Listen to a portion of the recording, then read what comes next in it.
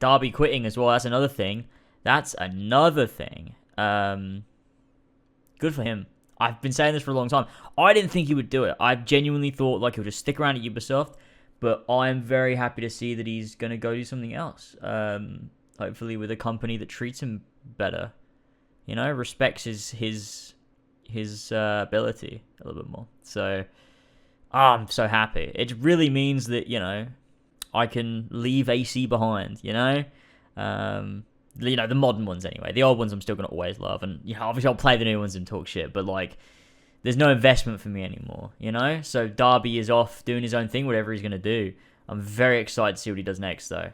Because we know, Ubisoft, we all know he was very, very restricted by Ubisoft's firm grip they have around everyone that has any sort of, creativity in their bones. So I am very excited. It's sad because it means he will never again inspire me through Assassin's Creed. And obviously it's melancholy because you're like, I will always support everything that he does, and it's better for him. It means he can be more creative, and he's going to put out some fucking bangers. I know he is, no matter what he does next, whether it's video games or not. I'm very excited for him. But at the same time, it makes me sad because never through the medium of Assassin's Creed will we get a Darby McDevitt story. So it's a little bit sad because he did get these games very much, and that edit from White Room on the Assassin's Creed official Twitter of all of Darby's works didn't include Bloodlines and Discovery, but that's alright. That's fine. Just shows what he's done, and despite my hatred somewhat for Valhalla in recent weeks, there's a lot in there that is so Darby, and nothing that he did except that one line at the end of the Order of Ancients arc. But other than that, all of his writing in that game was impeccable. And my issue with Valhalla was never the quality of the writing, or even the direction of the writing. I think that the story is good. So yeah, it's sad and it's bittersweet, I think. But I'm very happy to see where Darby goes next. So I can't wait to see the next project he works on, whether it's a game, whether it's not a game. Maybe he's going to go do his own sort of independent writing and stuff on I know he does these short stories online that he's been posting and stuff like that, but whatever he works on, if it's something that comes out into the public eye, obviously I'm going to check it out. I will always support him for sure. That's cool. He says he's very excited to share. That's cool.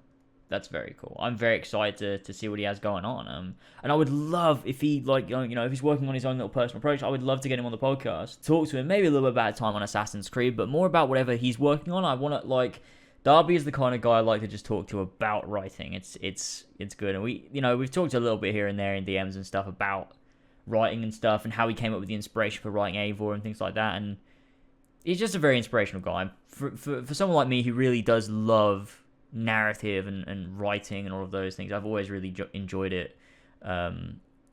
It's nice to talk to someone like that. I think he's very inspiring. So yeah, I'm excited to see what comes next. And yeah, look, the structure of Valhalla is a big issue, but obviously that's not got anything to do with Darby. It's it's Ubisoft penning him in. The fact that he managed to write any sort of compelling narrative in that confined space of Ubisoft is quite shocking. So I'm very, the writing is not the problem with Valhalla at all. Not at all. The quality of the writing is all very good. There's some bits where it falls. It's a huge game. And so obviously there are those moments where you're like, wow, that was fucking Odyssey level, dumb writing, dumb acting sort of thing. There are those moments in the game, but 95% of the game is quality writing from Darby, and I think there's a lot of nuance to it, a lot of subtlety, and I like that. But yeah, overall, very happy to see Darby, going in his own direction. He's too good for Ubisoft. He's always been too good for Ubisoft.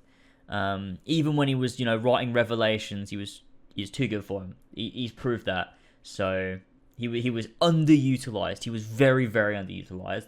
I'm sure he had so many creative ideas, and it's a shame that he never got his version of Origins out in the light. And Valhalla was sort of a little bit scuffed just due to Ubisoft taking in a direction that, doesn't lean into writing as heavily as it does everything else. So, Release the Darby cut. Release Darby cut, but only in 4.3. That's what we want. It's Origins, but it's 4.3 and it's good. He didn't do a game between 2013 and 2020. He did not. Not like let it. He did. He worked obviously. The issue was after Black Flag, he worked on Origins for a little bit, and then after that, I think he left by choice, the Origins team, because he could not fit the story that he wanted to fit into the landscape of the game they were trying to make. And you know, it was these higher ups as well who didn't want Aya to be a central character. They had to fight to even get her to be a little bit playable. At least that's what we think. I can't say any more. Obviously, I know some things.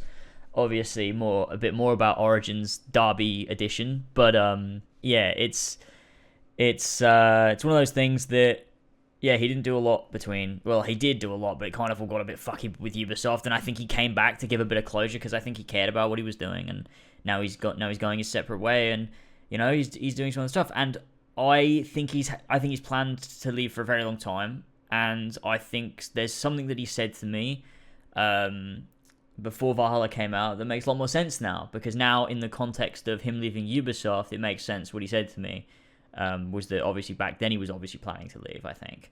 So I think that, yeah, I'm excited to see where he goes, and I'm wishing him all the best. I think he is an inspiring writer and a stand-up bloke.